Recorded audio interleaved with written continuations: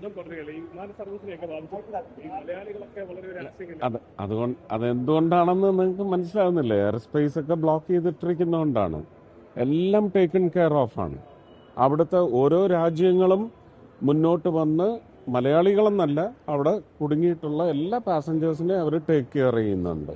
അത് കൃത്യമായി നടക്കുന്നുണ്ട്. അതിനകത്തൊന്നും നമ്മൾ ആശങ്കപ്പെടേണ്ടതില്ല. സ്വദേശിയായിട്ടുള്ള ഒരാൾക്ക് കഴിഞ്ഞ ദിവസം പരിക്കേൽക്കുന്ന ഒരു സാഹചര്യം ഉണ്ടായിരുന്നു. അത് അവിടുത്തെ എംബസി, നമ്മുടെ അവിടുത്തെ കോൺസൽ, അവരെല്ലാം അവിടെ ആക്റ്റീവായിട്ട് നിൽക്കുന്നുണ്ട്. കേന്ദ്ര സർക്കാരിന്റെ ഭാഗത്ത് നിന്ന് കൃത്യമായിട്ട് ഇടപെടലുണ്ട് മലയാളികൾക്ക്. അങ്ങനെയല്ലല്ലോ, എല്ലാവരെയും നോക്കണ്ടേ? എല്ലാവരെയും നോക്കുന്നുണ്ട്. ഇന്ത്യക്കാരെ മുഴുവൻ നോക്കണം. മാത്രമല്ല, ഇത് ഒരു അനിതര സാധാരണമായ സിറ്റുവേഷനാണ്. അങ്ങോട്ടും ഇങ്ങോട്ടും എവിടെ നിന്നൊക്കെയാണെന്നൊന്നും അറിയാത്ത ഒരു കണ്ടീഷനാണ്. അത് ടേക്കൺ കെയർ ഓഫ് ആണ്.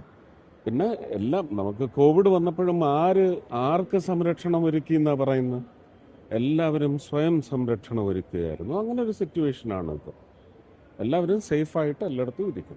ലോകത്തെവിടെയായാലും ഏത് സമയത്തും 24 വാർത്തകളും ഓഗ്മെന്റഡ് റിയാലിറ്റി പാക്കേജുകളും എക്സ്പ്ലെയിനറുകളും വിശദമായി കാണാൻ ഞങ്ങളുടെ യൂട്യൂബ് ചാനൽ നിങ്ങൾക്ക് സബ്സ്ക്രൈബ് ചെയ്യാം.